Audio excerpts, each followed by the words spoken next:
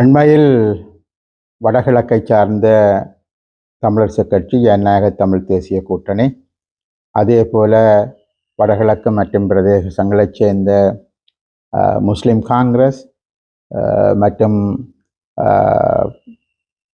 ரிசாட் பதியுதீன் தலைமையிலான கட்சி, அதைவிட மலையகத்தை பிரதிநிதித்துவப்படுத்தக்கூடிய இலங்கை தொழிலாளர் காங்கிரஸ் மற்றும் ராதாகிருஷ்ணன் மனோ கணேசன் திகாம்பரம் தலைமையிலான கட்சி, மொத்தமாக 6 கட்சிகளை உள்ளடக்கிய ஒரு தளம் ஒன்று உருவாக்கப்பட்டது.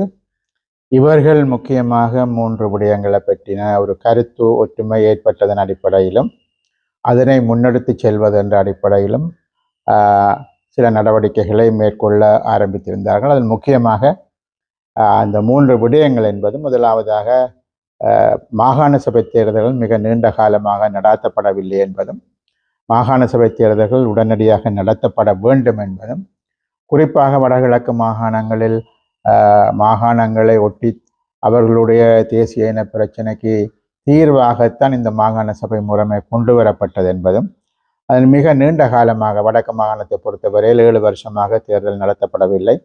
கிழக்கு மாகாணத்திலும் ஏனைய பகுதியிலும் 8 வருஷம் 10 வருஷங்களாக தேர்தல் நடத்தப்படாமல் உள்ளது. ஆகவே அடிப்படையில் இது மக்களது ஜனநாயக உரிமைகளை மீறுகிற ஒரு செயற்பாடு, அவர்களது வாக்களிக்கும் உரிமைகளை மீறுகிற ஒரு செயற்பாடு, இன பிரச்சனைக்காக தீர்வாக கொண்டு வரப்பட்ட விடயங்களை தொடர்ந்தும் தேர்தலை நடாத்தாமல் இழுத்தடிப்பது என்பதும் ஒரு ஜனநாயக விரோதமான செயற்பாடு என்ற விடயங்களை நாங்கள் அவர்களுக்கு மிக தெளிவாக கூறியிருந்தோம். ஆகவே அந்த அடிப்படையில் இந்த தேர்தல் என்பது மிக விரைவாக நடத்தப்பட வேண்டும் என்ற விஷயத்தை நாங்கள் அவரிடம் வலியுறுத்தி கேட்டிருந்தோம். ஆனால் ஜனாதிபதியை பொறுத்தவரையில் முக்கியமாக பாராளுமன்றத்தில் ஒரு செலக்ட் கமிட்டி, ஒரு தெரிவுக்குழு நிறுவப்பட்டிருப்பதாகவும், அந்த தெரிவுக்குழுவினுடைய அறிக்கை கிடைக்கப்பட்டதற்கு பிற்பாடுதான் இது தொடர்பான முடிவை எடுக்க முடியும் என்ற அடிப்படையில் தான் அவரது பேச்சுக்கள் அமைந்திருந்தது. கடந்த காலத்தில் நாங்கள் பார்ப்போமாக இருந்தால் 2 விடயங்களை சொல்லலாம். ஒன்று, அவர் தனது தேர்தல் விஞ்ஞாபனத்தில் கிழக்கு மாகாணத்தினுடைய வாக்குகளை பெற்றுக்கொள்வதற்காக ஒரு விடயம் அவரால் சொல்லப்பட்டது, தேர்தல் விஞ்ஞாபனத்திலும் உள்ளடக்கப்பட்டது. நாங்கள் வந்தால் 1 வருட காலத்திற்குள் மாகாண சபை தேர்தலை நடாத்துவோம் என்ற ஒரு உறுதிமொழி கொடுக்கப்பட்டிருந்தது. அதை நம்பி வடக்கு கிழக்கில் உள்ள மக்களும் அவர்களுக்கு நியாயமான அளவுக்கான வாக்குகளை கொடுத்திருக்கிறார்கள். மக்கள் பிரதிநிதிகளாகவும் சிலர் தெரிவு செய்யப்பட்டிருக்கிறார்கள். ஆனால் இப்பொழுது 2 வருஷம் கடந்துவிட்ட நிலையில் கூட மாகாண சபை தேர்தல்களை நடாத்துவதான உத்தேசம் எதுவும் இருப்பதாக தெரியவில்லை. அவர்களது பாராளுமன்ற தெரிவுக்குழு அறிக்கை என்பது தேர்தலை எப்படி நடாத்துவது, என்ன முறையில் நடாத்துவது போன்ற விடயங்களை உள்ளடக்கின ஒரு தீர்மானத்தை நிறைவேற்ற வேண்டும்.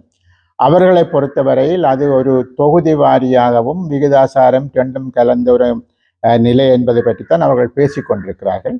அவ்வாறான ஒரு அறிக்கை வருமாக இருந்தால் முழு இலங்கையிலும் மாகாணங்களுக்கான வட்டாரங்களோ அல்லது தொகுதிகளோ பிரிக்கப்பட வேண்டும்.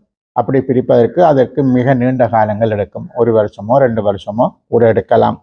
ஆகவே அண்மை காலத்தில் இந்த தேர்தல் நடத்தக்கூடியதற்கான, மாகாண சபை தேர்தல்கள் நடத்தக்கூடியதற்கான வாய்ப்புகள் இல்லை.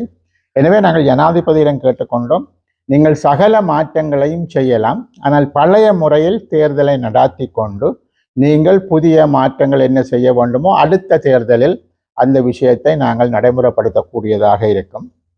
ஆகவே காலதாமதம் இல்லாமல் தேர்தலை நடத்த வேண்டும் என்ற ஒரு கோரிக்கையை சகலரும் இணைந்து அந்த கோரிக்கையை முன்வைத்தோம்.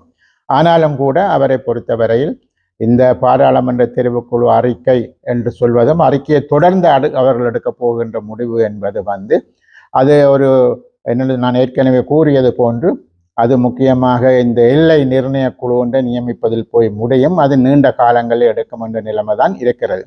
ஆகவே ஜனாதிபதி தொடக்கம் முன்னர் இருந்த அமைச்சர்கள் உட்பட எல்லோரும் நாங்கள் மாகாண சபை தேர்தல்களை நடாத்துவோம் என்று உத்தரவாதம் கூறினாலும் கூட அவர்கள் அதனை நடாத்துவதற்கு நீண்ட காலங்களை எடுக்கப் போகிறார்கள், அல்லது இவர்களது காலத்தில் நடக்கும் போன்ற கேள்வி எழக்கூடிய அளவுக்கான சூழ்நிலை தான் ஏற்பட்டிருக்கின்றது.